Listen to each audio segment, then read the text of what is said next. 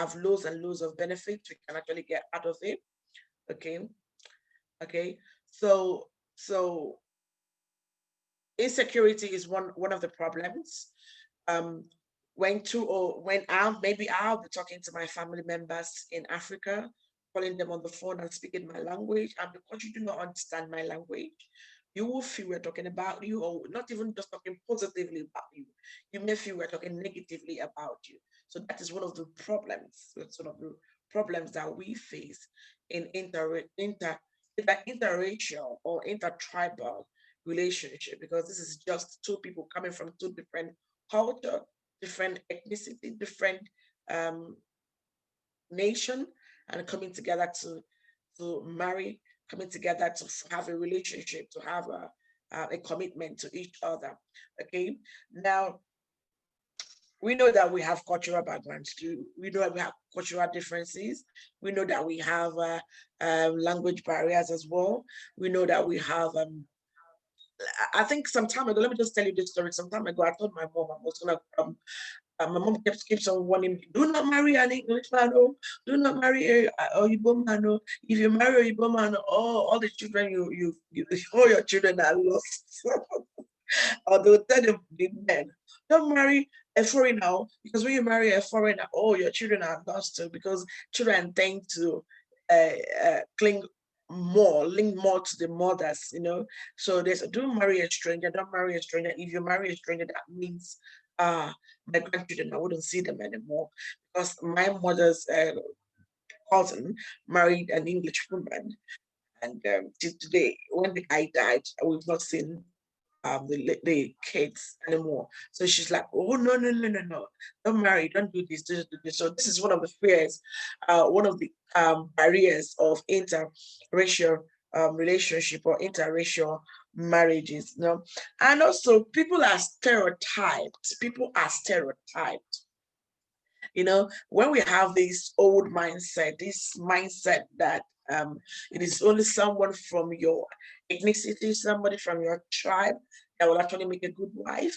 Or we have this mindset that people from this tribe are not good because somebody got married to somebody from one tribe or somebody from another area, and they had a bad relationship, or things didn't work out the way it should work out, then we'll now stereotype it and say that, oh, everybody from this area is not good enough. Everyone from this area is not good enough. And I know even here in UK, sometimes, oh, don't marry a Nigerian man. If you marry a Nigerian man, so many of them are cheats. They just want to marry you for whatever reasons, just to get their own settlement. After getting the settlement, you will not see them again. So this is just having a stereotyped mindset, just because of the experience they may have. They may not even have the experience, but maybe because of what they heard. Do you understand me? Because of what they heard somebody say, and because of what they heard happen to somebody else. This could be the reason why they frown at intertribal relationship. So Reverend Emmanuel, are you back on now, so you can actually continue, or is Reverend Charity back able to speak to us? Hello? Can you talk, Reverend?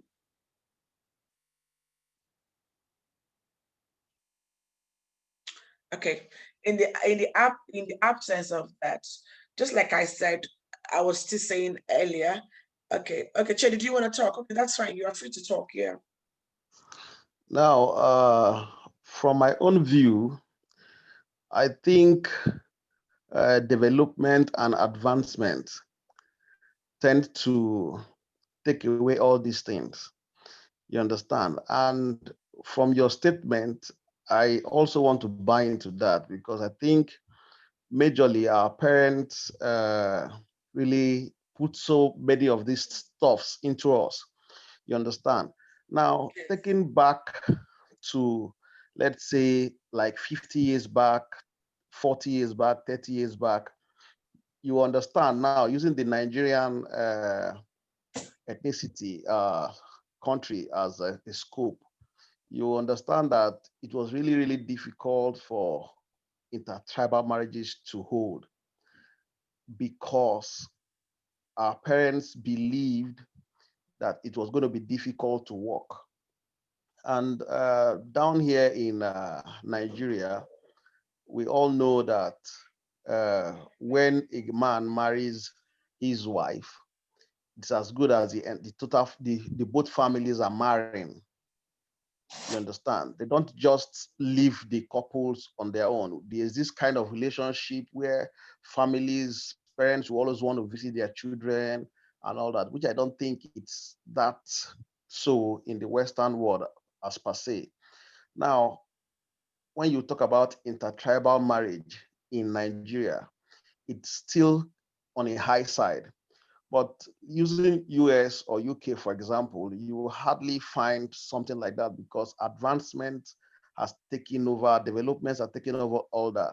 I think what you'll be finding over there will be like interracial marriages. Yes, that's You understand? So you hardly find anything like intertribal marriages in those areas because those tribal stuffs has already weared away from their reasonings and all that. So the truth is, with time, if the parents in their growing and knowledge begin to understand that intertribal relationships, that this social person, this man from this region and this lady from this tribe and all of that, that there is no difference. We are all humans. You understand? And if they are good to go, then definitely uh, and their marriages will work. They love themselves. So I don't think tribe should come in. Like now in Nigeria, presently now, you see a numerous number of persons getting married, a Yoruba man getting married to an Igbo woman getting married to a Hausa and all that. It's beginning to happen in a rampant number compared to the previous. So give and take in the next 30 years, when nature definitely will always come in. When this set of parents begin to go, you begin to see a different technology age, as I call it, people, you understand? They begin to understand that intertribal marriages is something that can work. You understand? So our children now, for example, will definitely will be surprised that there will be things, nothing like intertribal marriages coming up again. You understand? So, like now, for example, let's be honest. Somebody from Africa getting married to a white lady, the only challenge they will have is, I hope your children will be back to Africa when, apart from that, there is this kind of trust in them that, okay, it can work. But the only challenge is, are you sure they won't go with your child? Hello, can you hear me? I can hear you. Yeah, so I think with time we'll overcome this intertribal marriage stuff, but that of interracial is something I don't know that may come up some other time, for example, in Nigeria or in Africa. But for the Western world, I think they have overcome the intertribal marriage. I think it's the interracial that is the challenge. So, but to me, I believe that strongly, if there is trust between the two partners and all this will go away. For example, I'm Igbo, my wife is Igbo, but I grew up in Kogi State. I speak Igala very well. So most of my friends I grew up with are Igala boys, you understand, or girls. So sometimes I communicate with them in Igala. So, but if, because my wife have built that trust in me, so when I'm speaking, she understands that I'm just trying to communicate on maybe phone or try to pass a message and all that. So she's not bothered. So with time, all these stuffs I think will just wear away. I will be good. Cheers. Oh, this is absolutely this is absolutely wonderful. I really accept what all you said. You know, you said something about a intertribal, yet in Africa where we come from, especially in Nigeria. I'm gonna talk about Nigeria because I really know.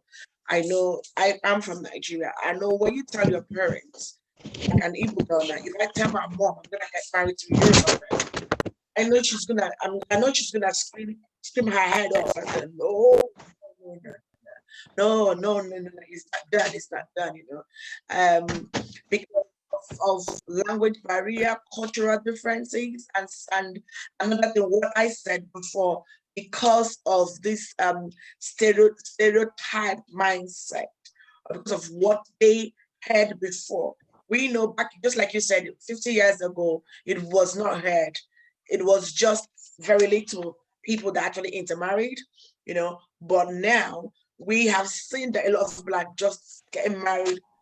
In fact, we're getting married, the Igbos are marrying the Hausas, and the Yorubas are marrying the Igbos, and the Efiks were just intermarrying. We're just throwing our girls and our boys around the tribes.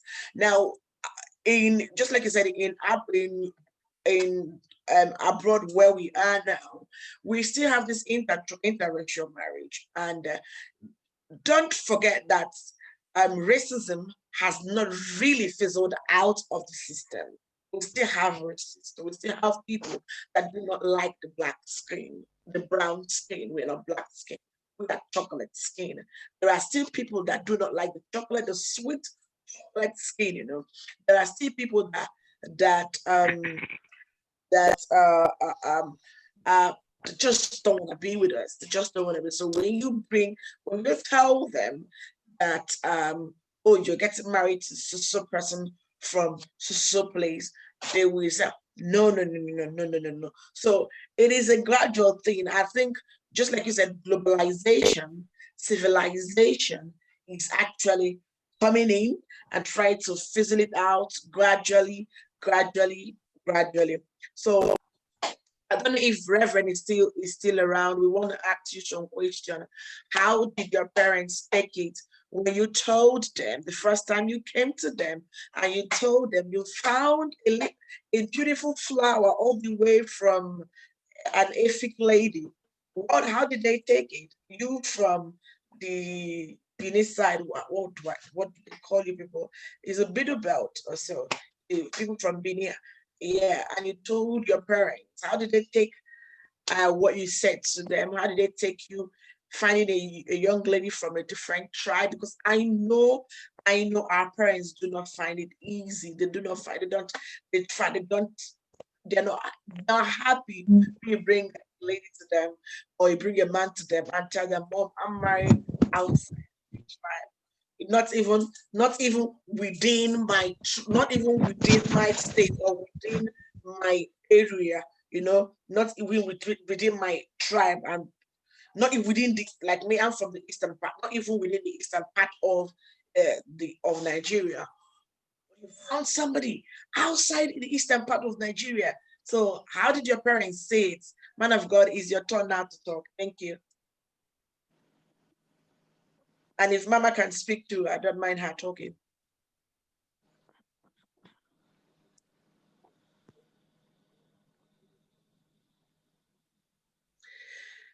So we're waiting on you. Go ahead, sir.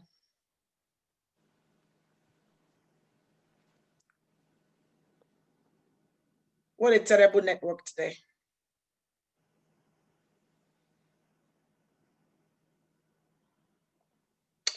Okay.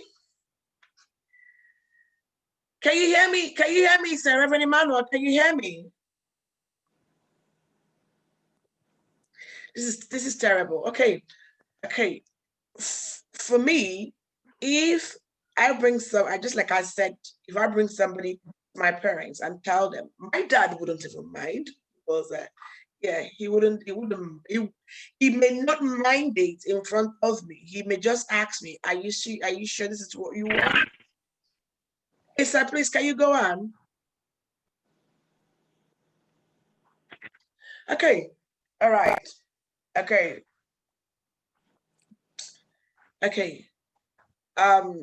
If there's any question, we can actually talk about this thing together. It's not just about me talking, since our guest today it looks as if that network is terribly bad in their area.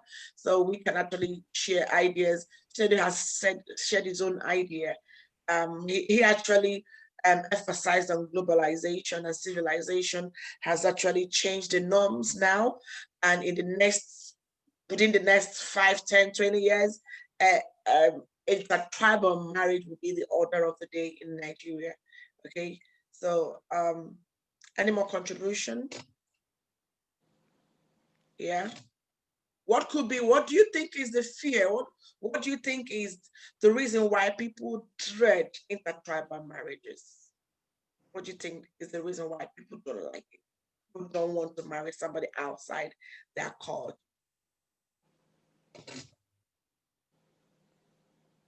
Can anybody any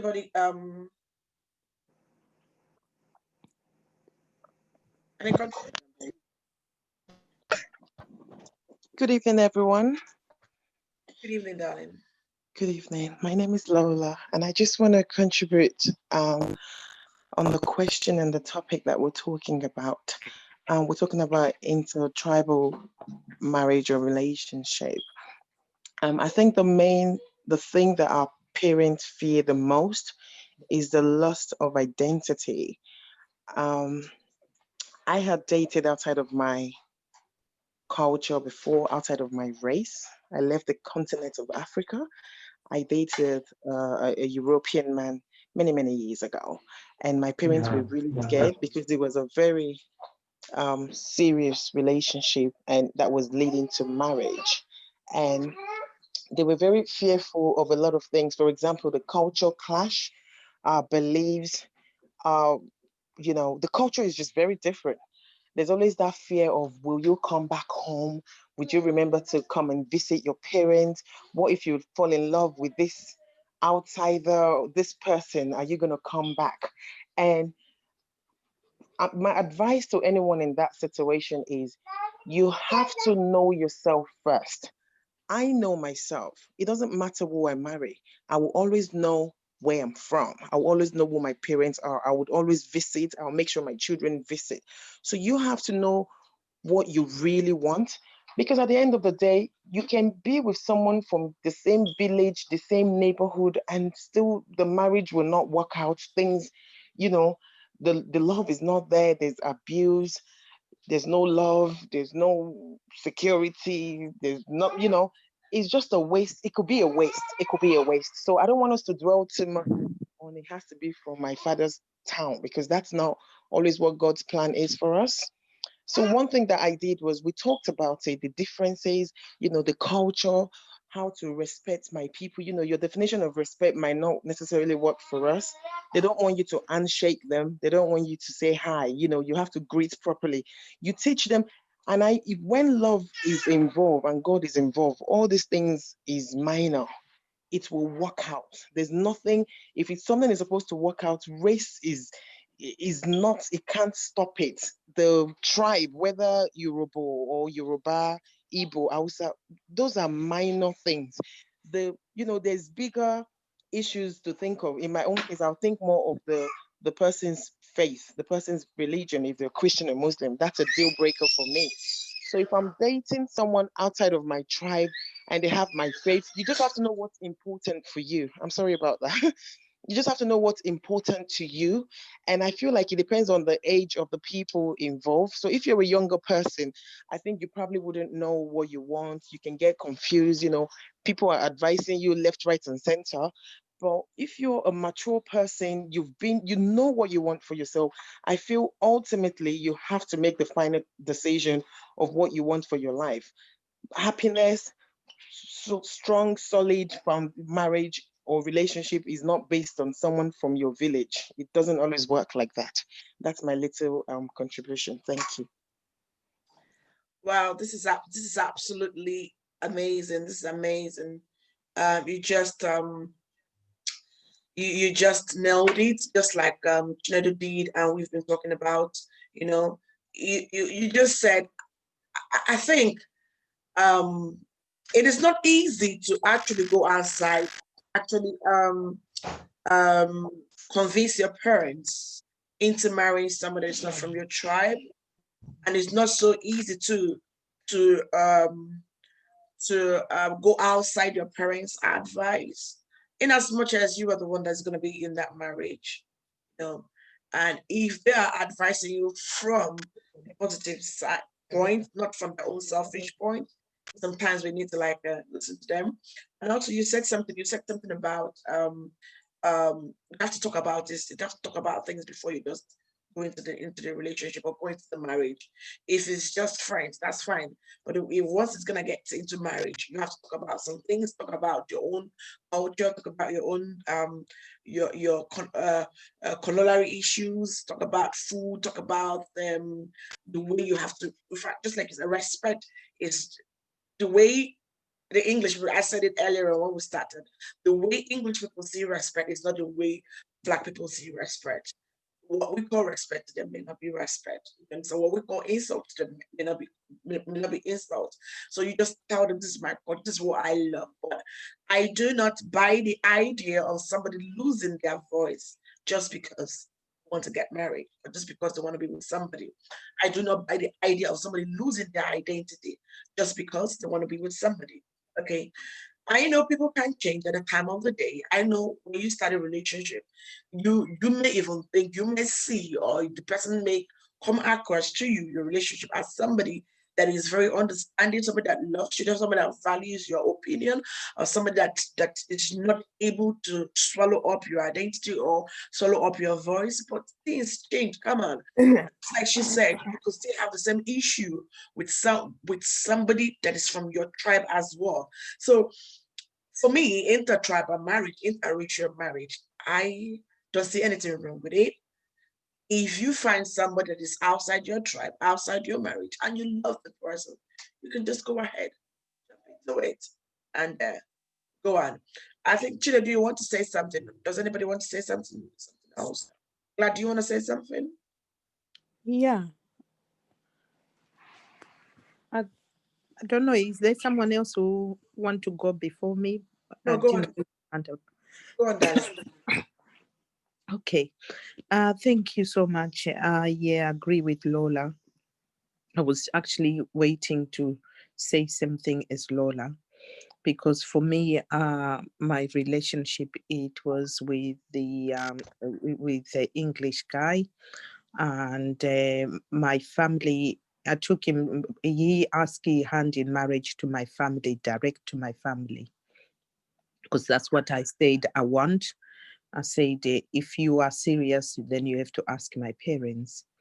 And my parents, they didn't find any problem with it, because all what they felt was, if you are genuine enough to come and ask in front of my parents, as long as you take good care of our daughter, that's all what matters. The learning about the culture, it all comes with good fun to actually know about people's culture. And right now, even though I am from where I am, half Zim, half Malawi, if I would meet someone in Ghana, I would like to know what do they do, and follow their ways, and then they have to follow a bit of my way, and it's just knowing about each other. By the end of the day, God have made us all, and we are the ones who tend to separate ourselves to even the countries, to say, you are from Ghana, I am from Malawi, you are from UK. It's all us who separate ourselves. But the God we worship, he have created us to be all in one. So it all depends on the person looking after you very nicely. Unfortunately for me, it didn't end well. And I know it's nothing to do with culture. It's to do with the person I met. It just turned up to be a person who is abusive, and I could meet a abusive person from my own town too. So that's what it is. So all what I feel is, God have made us all, and it's up to you. If you feel you want somebody and you love somebody, then there shouldn't be something which can stop you unless you really feel there's nothing there important, nothing strong. That's the way I feel. Wow, that's amazing. That's amazing. I just love this. You just laid an emphasis on what Lola said, that if you just find love anyway, just go for it. But the thing I know is that anybody can abuse anybody. It doesn't matter where you come from. It's an individual difference. It's not about your race. It's not about your culture. You understand?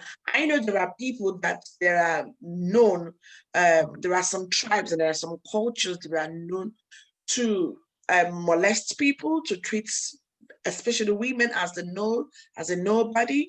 But if you find love covers everything. I understand that there are people that when a man loves a woman, he can go all the way, even down to the bottomless pit, to make sure the woman is happy.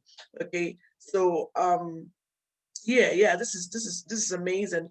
This is amazing. If you find love, you go that love. There are people that have found love in from their own tribe, and the love did not go well with them. I can still say that it didn't go well with me too. So there are people that went all the way to people from their tribe, from the same language, from the same tongue, and it didn't go well with them. Yeah. And there's something I want to say, point out here, that I noticed, I'm seeing that people that are intermarried, tribes that intermarry, or race that intermarry, there is a bit of respect. There is a bit of respect, that they share among themselves. So, Reverend, you can go on and talk if Mama can talk as well. Yeah.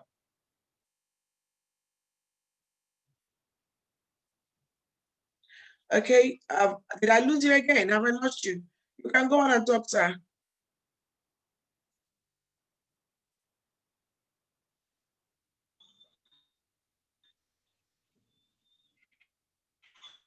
Yeah, hello.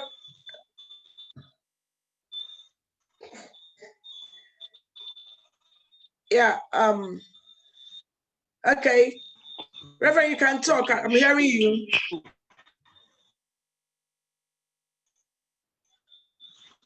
Oh, wow, really, if I for network, woman of God. Yeah, go on, man. Go on. Okay, this Reverend is online. A tribal marriage. Yes, ma'am, hearing you.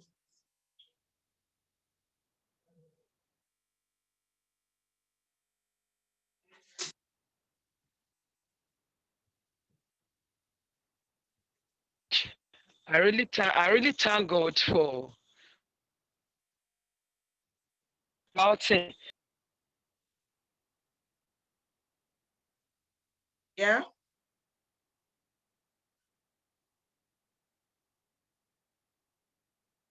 This network is terribly bad today. Terribly bad. Okay. Can I just throw a question in before she continues? What do we think are the benefits of intertribal marriages? What do we think are the benefits of it? For me, I think that it helps build our strength. We have when two people from two different cultures and two different bring together their different ideas. It strengthens them. They use those ideas to build themselves up and form something great and bring up something tangible. So I don't know if anyone has anything to contribute about the benefits of racial marriage, please. If you have, you can just contribute.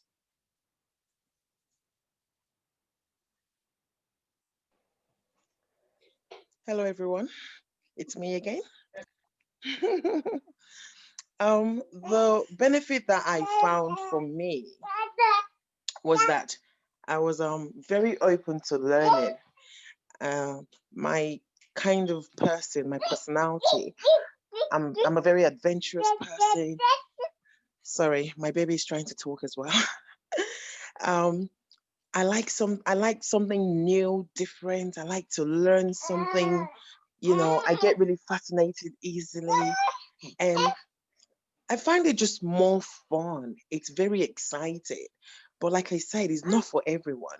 Some people don't like the excitement. Some people don't like change. I like change. I like surprises.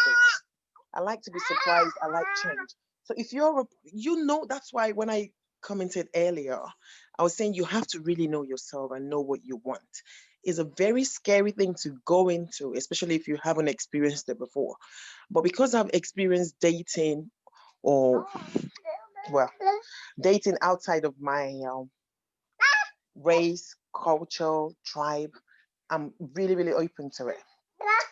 But it's not for everyone. It's fun, it's exciting, it can be different, but it's a good difference, if you know what I mean. It's Yeah. it's not like a bad shocker, like, oh my God, what did I get myself into? Depending on the kind of person you are, it can be very, very exciting. So it's worth the try. And I mean, nobody's gonna force you in there. If you go in there, you don't like it, you come back out. That's just my own little advice that I tell, my younger, like anyone that asks me, really. Try it. You never know. You never know. Okay. Yeah, okay. The man of God, I think they've resorted to Wow, writing. that's beautiful. Okay. It says Esther says you get to learn new things. Is a given that marrying someone of a different tribe means getting to learn how you learn certain culture, how a certain culture is, their way of living, and also their cuisine. You also get to celebrate different festivals, which means more fun and celebrations at Yeah. home. I look at it that one of the benefits in fact, Yes. you appreciate people more, and you appreciate the works of God more. It helps you to appreciate people as well. It helps you to actually value people more. When you intermarry, you see, just like interracial marriage, you see that the way people look at the skin, our lovely skin color, as if it's dirty. But when you intermarry between the lovely skin color, the lovely Yes. chocolate color, and the other color, you will see that it is just the same thing. We are just the same. It's just color differences. So they'll begin to appreciate us, and they'll begin to see the That's strength in true. us. You'll begin to see that some of the things you heard about the other cultures is not true. You not know that. You begin to see it for yourself, really. You begin to see it for yourself. I'm going to appreciate It's it. not true. Yeah. Yes. Okay, go on, sir. Go on. Wow. That is true. That is true. When you marry from another tribe or another race, you Yeah. begin to unveil the truth of that race or tribe. Yes. Because many fallacy going around the world that these people are bad or this one is evil. And when you intermarry, you begin to see the good things there. Uh, that is just the truth. That is just the truth. But when you don't intermarry, you will not see the good side. You begin to look at them as the bad people, like Africa. We talk about Asia people, talking about the way the Chinese people, the other people, I don't want to mention other names, the way they treat other people. But if you intermarry with them, you will see that they are very loving kind of people. They're not that wicked, they're not that bad. But the reason we seem to see the way they treat people in a very wrong way is because we are interacting with them. We are not intermarrying with them. Some of us are afraid that children will go, they will lose their identity. No, you can't lose their identity. I have a family in America, and they speak their language and they teach the culture of our people to them. And sometimes the white people, they come to learn from the culture and the behavior of our people there. And that made them to feel and made them to know that these people are not just bad the way they think they are, or the way they say they are. Because many people they just at because you are black, or because you are white, they say this person must be a wicked person. But you interact with them, you marry with them, you will know that no, they are not like that. They are good people, and you'll be able to defend them. And I think let my wife speak a little bit. Woman of God, to add to what my Yes, husband ma'am. just said, I don't really see any issue in either marrying outside the country or within the country among ourselves. So one of the things that the both couples must be mature in mind, irrespective Mature. of their age difference. I don't call it disadvantages, I call it challenges in marriage. Because if I want to, maturity in the heart, yes. The woman, the man might be 60, the woman will be maybe 30 or 35. She's mature than the man. So two wrongs can never make a right. There must be one that will go low in the marriage. There must be one that will always say, I'm sorry, even if you are right. When my husband came to me then, as he earlier said, so many people say, in Edo State, can you cope with them? But what I saw first in him was the relationship in Christ Jesus. I don't even know his place. I've never come to this place. I was in the north. I was born there in the north. I speak Hausa very well. So most of them say, we are going to marry this woman of God, because I was already a pastor before I got married. But when he came, don't go there. Benin, Edo State is not go area, but I was secured. I had interest. I was covered through his relationship in Christ. Even I was living without my parents, without my friends. But I came in, I have to adjust. He was talking about the food we do eat. There's a soup they call green soup in Benin City here. Wow. It was, will I call it hell on earth? Then, that's what but that is, now the soup is my best. I greet with their dialect. We discuss, teaching me how to speak.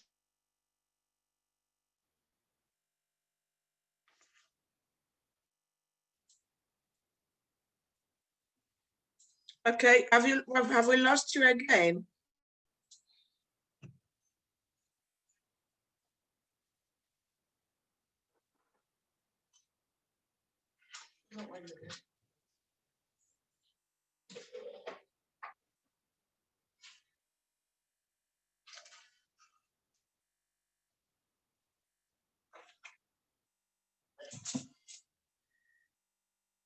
Did we lose her again? Okay, just like she was saying, you know, we need to embrace. Okay, Che, do you want to talk? Okay, you can go on and talk. For me, the truth is we are all humans. The same disadvantage when two persons from the same tribe marry each other. If they are facing challenges, you'll be surprised that the same challenges if it's an intermarriage thing. We are all humans. Someone who is abusive, even if he gets married to his own tribal person, he or she is still going to exhibit the same character. So, but the truth about the whole thing, it's total love and trust. And as I said earlier, with time, I'm optimistic that all this will fade away. Now, coming to the advantages, the truth is, as Lola has said, and the pastor has also said, you will definitely learn new things. Yeah, nobody knows it all. You will always pick one or two things from the other tribe.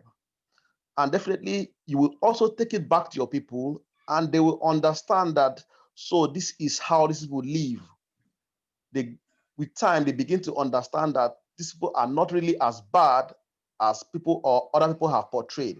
But the challenge is, for example, let me use Abia State, for example. Somebody from being the local government can get married to somebody maybe from another local government. Now, if in a family, someone gets married to from Bende, maybe to an Ungwa person, and the marriage was not successful, then in that same family, somebody gets married also to an Ungwa person, it was not successful. Do you know that people will start saying that you shouldn't get married to Ungwa person? Or this is the same race. You understand? But the truth is, many other persons from other family have gotten married to the same Ungwa people, and it has been successful. So I think it's a person thing, not a tribal thing. So people should really get to understand that. And the truth is, we all know that culture with time is beginning to fade away. The same culture my parents, my grandparents performed and all that, my parents are not doing those things. Now, there are some things my parents are key to them, are so important to them when it comes to culture. I don't care. My generation don't really care. The percentage of this generation that care about what they do as culture are very minimal. So you'll find that this tribal thing, now also, we have seen that technology has advanced a lot. You can easily migrate from one place to another, which was not really happening some very long years back. Now, someone who is in Lagos can easily take a flight in 30 minutes, 45 minutes. He has covered an 8-hour journey, and he can stay and hang out with his parents who he has missed or she has missed. You understand? So I think that was part of the fear, not staying away from your family. They are scared that they're going to lose their child. But I think technology and advancements has made such things easier. Phone calls, for example, I'm in Nigeria, you are in the US, but we are communicating. I can see you. I know that everybody is fine. You understand? So now we can also do an online chat with family members, no matter how far you are. And everybody, it will not be as if you are real being together, but at least you feel happy. You're seeing the person, you're communicating, you understand? So that is part of it. But the major thing I think should be the key thing is any intertribal marriage, the two parties need to build trust. The truth is, at the early stage of an intertribal marriage, inferiority complex could come in, maybe from either the husband's side or the wife's side. The families may definitely will not come the same way. This other family may be a little bit hostile. It's left for the person who, if it's the husband that is from that family, to let them understand that this is my wife, protect his wife. If it's from the wife's side, the wife will protect the husband, letting them know this is my husband. This is your boundary. Don't cross this boundary. You understand? And when those security and protections are all around the marriage, I don't think they will have issues. So thank you. Wow. Well, this is amazing. Just you took it further because I was trying to ask about in-laws, which is one of the fears of people that would want to go and marry outside their tribe, especially we that come from Africa. In-laws, how will your in-laws view you? How will your in-laws treat the would-be or the already spouse? How will in-laws take it? Because I know there are some people, whether the woman or the man make a little mistake, they would say, "Well, I told you not to marry from there. But I told you not to marry from there." You know. But having said this, we have still seen that some of the benefits still outweighs the disadvantages. Like we still have economic benefit of it. There is a transfer of I said it earlier, transfer of strength. Okay, transfer of strength. There is a transfer of strength, and there is there is a transfer we can just do business together. You understand me now? If I'm like an Igbo girl marries a Yoruba man, we can have exchange of businesses. I would transfer my strength from the eastern part to the western parts, and transfer my ideas and transfer everything that I have got, my natural talent. I will transfer it to that place, and it will bring up an economic value to wherever I'm married to whoever I'm married to, or to the community where I have adopted and adapted as my new community. So intertribal marriage or interracial marriage is very good because it actually encourages or enhances transfer of strengths, and also it brings about economic values. Okay, so as we are still waiting for the man of God to come up with the wife, we will soon round up. Okay, a space of that perspective shows that you care and that you want to know them better. Okay, I just want to read what someone wrote. Okay, let me read it. Okay, understand, respect, and compromise. Yes, that is how this intertribal and interracial marriage will actually work. And it's not just intertribal marriage. Every marriage or every relationship, if you put these three things together, understanding each other, respect each other, and compromise, every relationship that if you want a relationship to work, there must be a compromise. What is compromise? It should not just be selfish. It's not just about you. It's you putting the other person in your shoes as well. It's you just trying to let go of some of those things that you are so selfish about, okay, and care about the next person. So you respect each other, respect your husband. If you're a woman, you respect and honor your husband, and your husband still respect you as well, because it's a two-way thing, and the man loves the woman. I just said it earlier that once love is involved, there is nothing the man cannot do for the woman, and there is nothing the woman cannot do for the man. And also compromise. Like say, don't expect your partner to settle seamlessly into your way of life. No, even if they are the foreigner or you are the foreigner or the native, you should see the relationship as a merging of culture rather than the person adopting yours. Yes. That is where the compromise comes. That's where the compromise comes. You understand me? You shouldn't. It's not expected that one person would just adopt your culture or and just if it's people say carry the culture for head. You don't just carry the culture for head. The thing is that you understand. You just do the ones you know you can, the ones you know that wouldn't land you into trouble. Just do the ones you can. Just compromise. Just make sure that as long as two of you are happy, though, as long as two of you are happy. I heard a story. Someone said the story on Sunday that he went with his friend. He's an Igbo guy. Went with his friend to.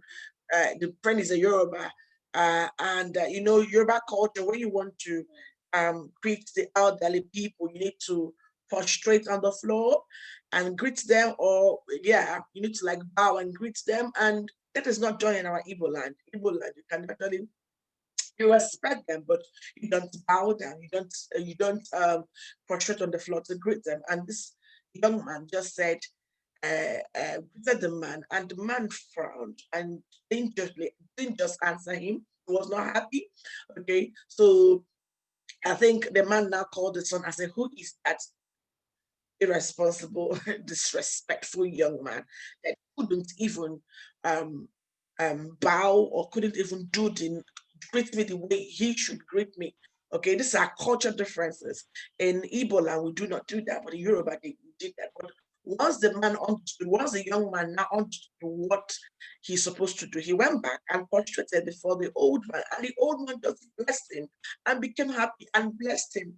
You understand me? So this is the culture differences. Now, but in that aspect, if I am married to a Yoruba man and in their culture, I am expected. Yes. And in their culture, I'm expected to prostrate and exchange pleasantries with my with an elder. I would definitely adopt that culture. I would definitely adopt it in toto and do it so that, yeah, because I'm married to that. I'm married there. So once I'm married there, I'm by marriage, I've become a native of that land. I've become a citizen of that land by marriage. Okay. So, and let me just finish reading this before the man of God goes on. Okay. He said, okay. Okay. He says, all right. All right. There's another question. He says, uh, how do parents from different heritages instill a solid sense of identity in their children? This is instead of seeing yours and your partner's separate cultures. Okay, how do parents from different heritages instill a solid sense of identity in their child? You know, just like we said, this is one of the reasons why so many people are afraid of marrying somebody else, because they'll feel that their identity will be lost. So, Sister Favor, Anthony Nabuhe, Favor, please, can you just, I think you raised your hand. You want to talk, please? Can you go ahead and talk?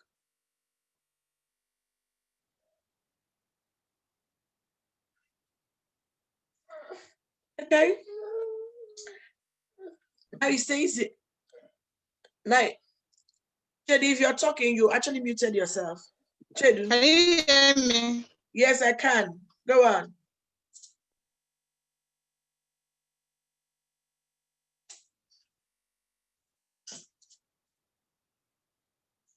Go on.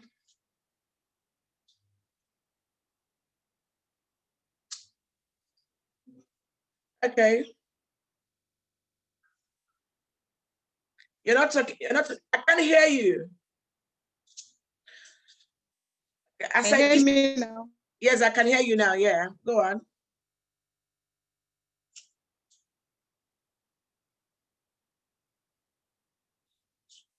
Okay, I muted it now.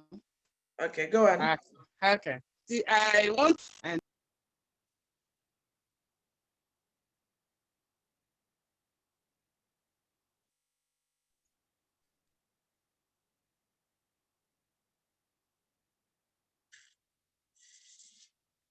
Still, I can't still hear you. Okay. hello. Yeah, hi. Hello, network issue. Hello. Yeah, go on. I read a book a long time ago by Miles Morrow. He said something. He said that what actually sustains marriage is not love, so to say. He gave an example that before two people come together, actually they love themselves. Because if there were no love, they wouldn't even think of getting married in love. Maybe some time to come, the marriage will just hit a rock for one thing or the other. You might even ask the other person, do you still love this man? The person will say yes. The man, would you still love your wife? Yes, but we cannot live together. So he said actually that one of the things that sustains marriage is understanding. Understanding. He gave an example from the book of Matthew chapter 19. When the Pharisees were asking Jesus, is it lawful for a man to divorce his wife? Jesus said, have you not read? Which means that you should read something, you should know something. So if you have not read, you will not sustain it. He said that marriage is only thing people get into without making some research. That people spend about 6 years to study medicine in school, about 4 years to do other courses. But people do nothing about marriage before they get into it. So if you understand what it means, to get married to whoever, whether in your culture or outside your culture, Like as Christians, we have the Bible as our manual and other Christian books.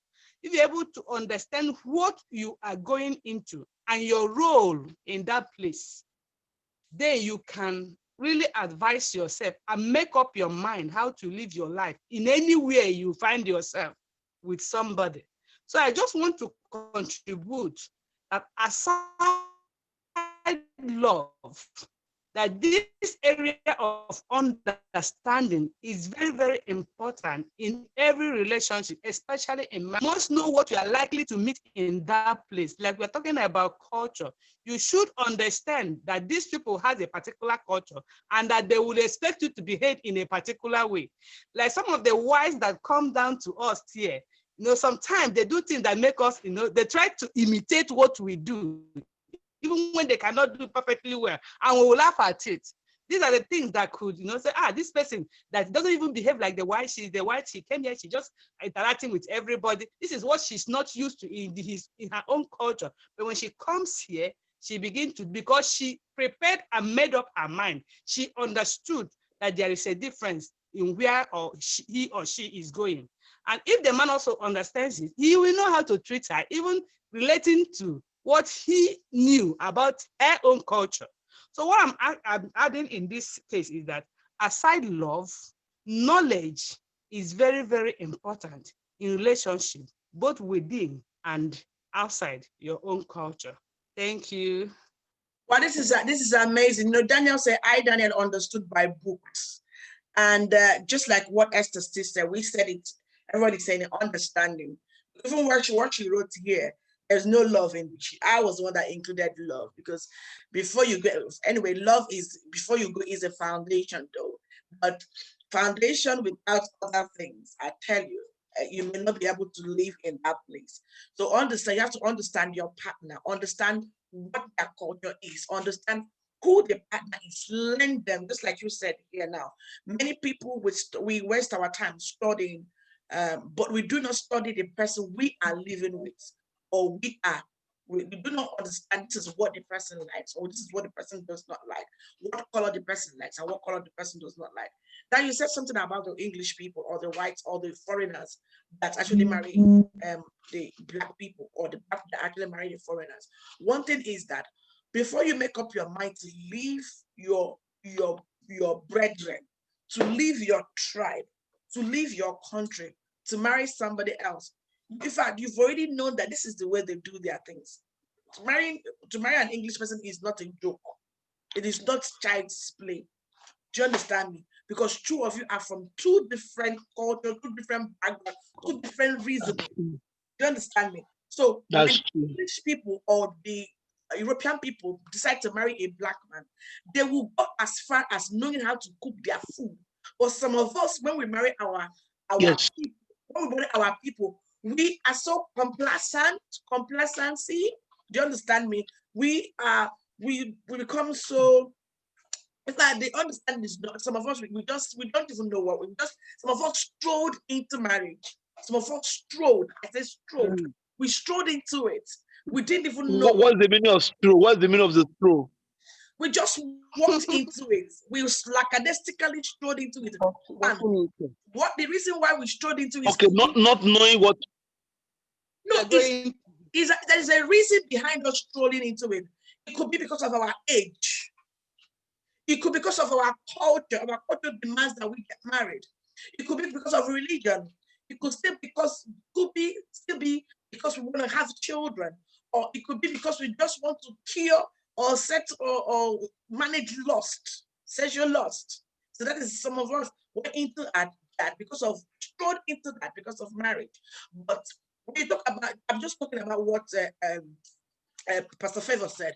Some of the people that with some of other race or different colors that when you actually made up their mind, I'm going to be with this person, and I will learn this person's culture. So that people will see on YouTube, on Facebook, English people or foreigners that they learn there are those of them that marry Igbo guys, they learn their languages, they learn our language, and they're even cooking a system. Why some of us, I have a friend that married an Igbo guy that married a Yoruba girl. She said she cannot cook, she doesn't know how to cook egusi soup. Today she doesn't want to learn. She will cross her leg and be speaking in tongues from morning till the next day. You see? In this London, in this London, she will cross her leg and be cooking the good, speaking in tongues. My brother will be cooking everything for him. Not the white, so my brother will be cooking everything. You understand me? You know, so and she will cross her leg. She will not give her children food. Wow. Now they did not born her here. She was born in Nigeria and she came here. So tell me, who was cooking for you in Africa? So that's why I'm trying to say some of us just thrown into it. Do you understand? So, and I still said that there are still people that your tribe does not stop somebody that is abusive from being abusive. Tribe has nothing to do with the people that are abusive. Tribe has nothing to do with violent people. It is just an individual thing. Okay. Wow. So man of God, go on.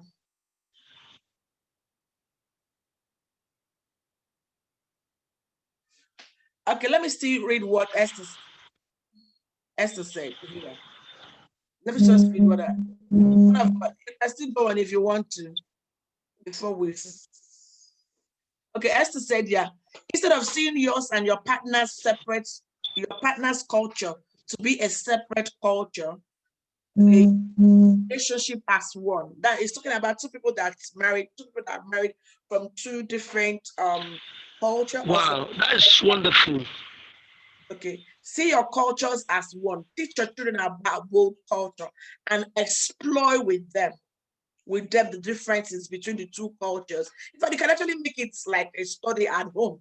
If you were married to this person, you just bring them together. We talk about this people's culture. I'll talk about this people's culture. So, man of God, tell me, how are you raised? How did you raise your children with a two culture that is that is not the same? Do they speak the same languages? And do they understand both? How did you manage to raise your kids?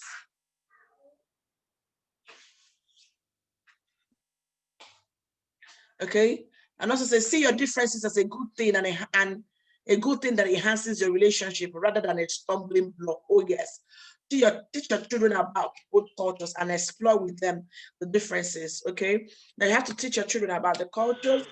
You have to celebrate the cultures, and you have to embrace each other's culture, embrace each other's differences. That's how a relationship works. Embrace.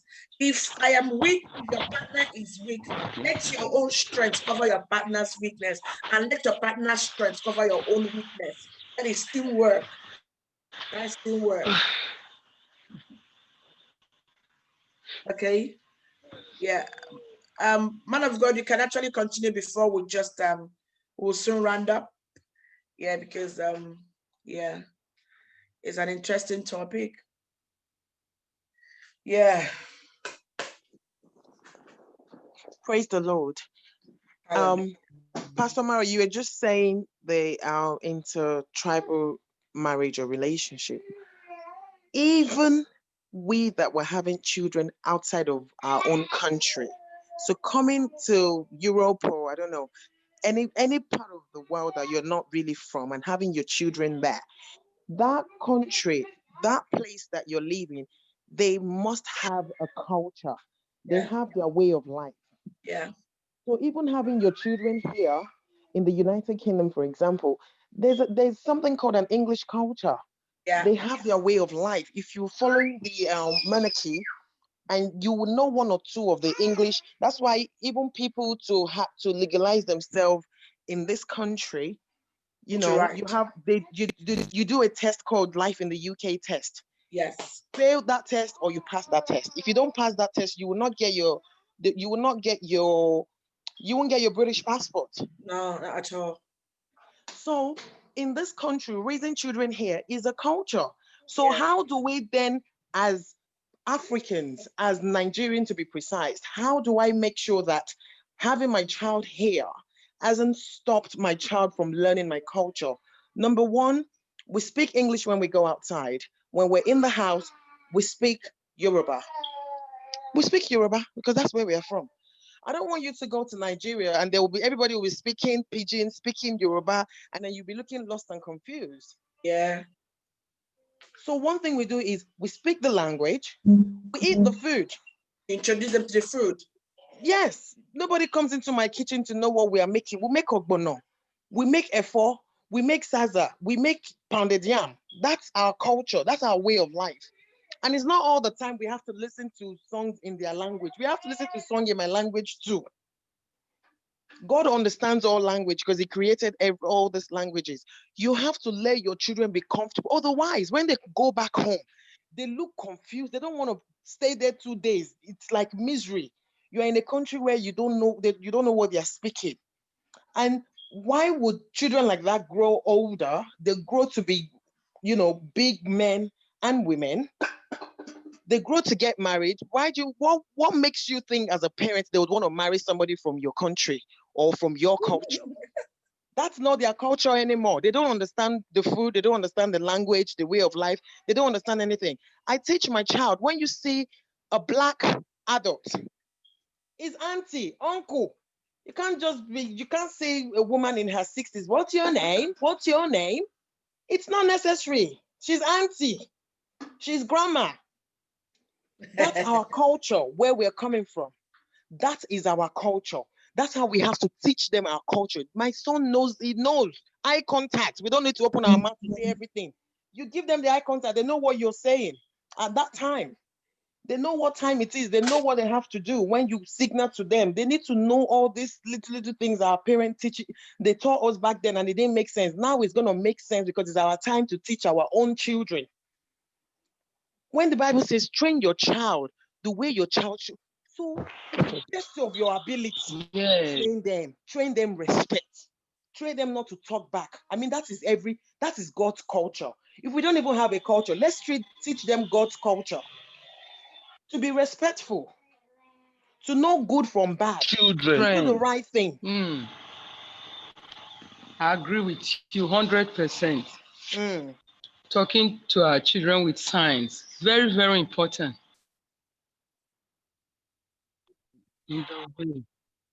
Okay. Go on, man. Go on.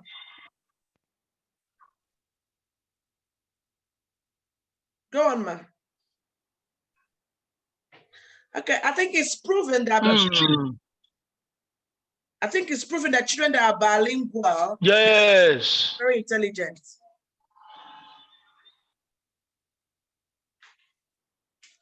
Yeah, just like what she said, if you don't have any culture, like if two different people from two different cultures mix together to marry, I think the central culture in that house should be the Jesus culture. I said it today on my Facebook. Jesus culture is the ultimate. Let the Jesus culture cultivate the Jesus culture, and let it be the culture of the house, and also teach them your own local culture, your own culture. In fact, they're gonna be like they have for my children that are here in England, they will have the English culture and they have the Igbo culture. Fair enough. I didn't do any interracial or intertribal marriage. I'm still in an Igbo land. So we'll just learn. They have the same, even though it's not the same Igbo language. So they learn the Jesus culture, learn the British culture, and they learn the Igbo culture. Okay. Do you want to say something? Yeah, sure. Now, coming to also the advantage of intertribal marriages. Now, let's be honest with ourselves. We know that there is this talent that every tribe normally have. I really don't want to be specific, but you'll find out that in this tribe, they are so good at doing this. This other tribe, they are so good at doing this. So just imagine two couples from two different tribes coming together. You find out that their children definitely will have the trace of this talent from this parent and this talent from this parent. And if well harnessed, the output will be great. So I think that's also a good advantage of intertribal marriage. You understand? And we all know that language is a power. Now, we all know that when the Tower of Babel was being built, it was language that was used to topple it, not because definitely since they have had that zeal, they would have achieved it. So just imagine someone, for example, in Nigeria, knowing how to speak Hausa, knowing how to speak Yoruba, knowing how to speak Igbo, Efik, and all that, maybe like 10 languages, key languages in Nigeria. Tell me which part of the country the person will go to and will not be comfortable. So that is a big advantage. Now, for example, most of the schools, they teach you French, they teach you German and all that, Chinese and all that. So if you are privileged to marry someone from France, you learn French, your children know how to speak French very well. When they go to any Francophone country, they key in very fast. They come back to Africa, they are at the top of their game. So I think people need to encourage people when they find themselves. Definitely, marriage is a different ball game altogether. You don't force people to go into it. But when you see two partners from two different tribal ethnicity come together to get married, I think people should start learning to encourage them, because I think it will bring out the best of the family, children, and all that. Cheers. I think this is amazing. You said something about exchange of intelligence and exchange of strengths. Okay, so and also it's just all you just said now is about economic. It has an economic value. It adds an economic value to wherever the person is being married to. Okay, so when two cultures come together, they exchange their values, and they exchange their strengths and their talents, and it gives them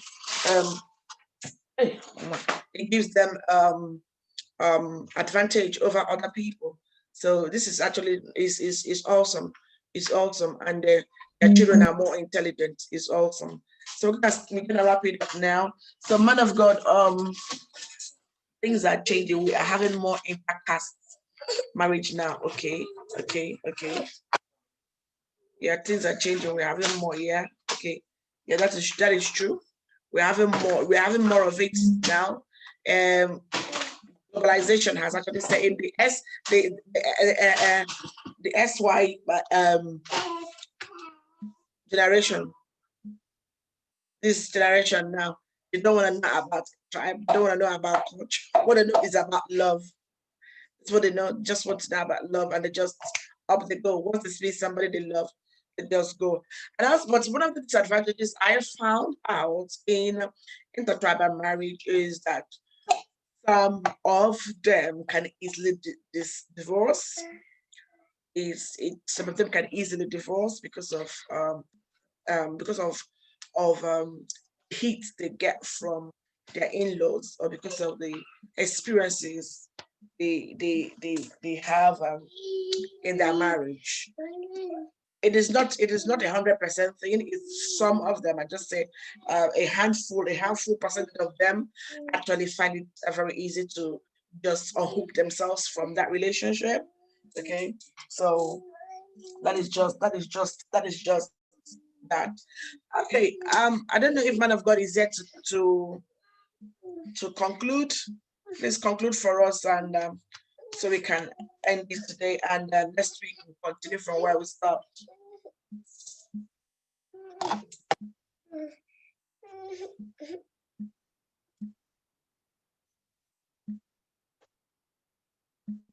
Reverend Emmanuel, are you there? Yeah, okay, yeah. Thank you so much. Thank you so much for your time, Chinedu. We appreciate you. We're gonna round up now. We are actually gonna round up now. And Reverend, are you still able to speak? Are you still able to speak? Okay. In the absence of that, I just want to let us know that intertribal relationship or intertribal marriage is one good thing that we need to we need to encourage in our society today. We are all made in the image of God. I know so many people all say that Abraham spoke to his servant and told him to go and marry from his own tribe. Yeah, that was I will always say that religious wise, we're not supposed to do an intertribal marriage. No, it is a misconception. This misconception people have now. What it meant is somebody from your own religious belief, somebody that believes exactly what you believe, somebody we have, just like Lola said, we have Jesus culture. So when it comes to that Abraham's own, we're talking about the God culture, somebody that has that God culture. And when God tells his people not to marry from the other tribe, it's all about the same God culture, because the other tribes do not know God. The other tribes do not love God. The other tribes do not understand God. So God wants you to marry someone that is from the same God culture, irrespective of the state of the country they are coming from. But as long as the person has this God culture, the Jesus culture, that is it. Once they have the Jesus culture, you are good to go. You can marry them. So I just want to let you know today that intertribal, interracial marriages should be encouraged. It is okay. There is a lot of benefits. There are a lot of benefits. You don't have to say because the person is not from my country, because it's not from my tribe, I'm not going to marry them. And we just plead with our parents, our mothers, and our fathers to please allow your children to marry from anywhere they want to marry, as long as the person, if you're a Christian, as long as the person has the Jesus culture, okay? As long as the person has this Jesus culture, allow them to be happy. Allow them to be happy. Okay, because sometimes when you stop them from marrying from where they want to marry, you are actually frustrating them, you're actually causing them not to be happy, you're actually shortchanging their lives. Okay, I have seen someone that got depressed just because he was asked not to marry the woman that he wanted to marry, all because she's not from the same tribe. Okay, all these things are just a stereotype mindset and way of life. The world is changing today. The world has changed and the world is changing. We should actually flow with the flow. I still say this, as long as the person has the Jesus culture, allow them Yeah, to. Jesus must be. Go on, sir. So as long as they have the Jesus culture, just allow them to get married. Okay. This is all I have to say tonight. Okay. I want to say thank you to everyone that actually tuned in tonight. It was a bit of struggle before we came in. I mistakenly sent the wrong ID round, and we're just having issues. So I just want to say thank you to everyone that tuned in today. It is a very interesting topic, and I believe by next week we'll still continue about raising children and also sex education in our marriages, how to speak to our children about what to do and what not to do when it comes to sex. Okay, thank you so much, everyone, for joining. I just want to say thank you, Esther, for joining. Thank you, Pastor Favor, for joining. I celebrate you. Thank you so much, and thank you for your contribution. I always look forward to it. It's amazing. Thank you so much. I'm gonna take this on board. Yeah, I'm gonna take all the things that we spoke today on board. Is amazing. So if you are married to somebody who's not from your tribe, somebody that is not from your culture, celebrate your differences. It's awesome. And do not treat each other's culture as two separate cultures. Treat each other's culture as the same culture, okay? And bring Jesus at the center of your culture. Let Jesus be the center of your home. I want to say thank you, everyone. It's good to have you tonight. See you again next week. It is from me, Amara. Bye-bye. Bye. Bye. God bless you, Pastor Favor. Bye. Bye. I will talk later. Bye, Esther. Yeah. Bye. Yeah.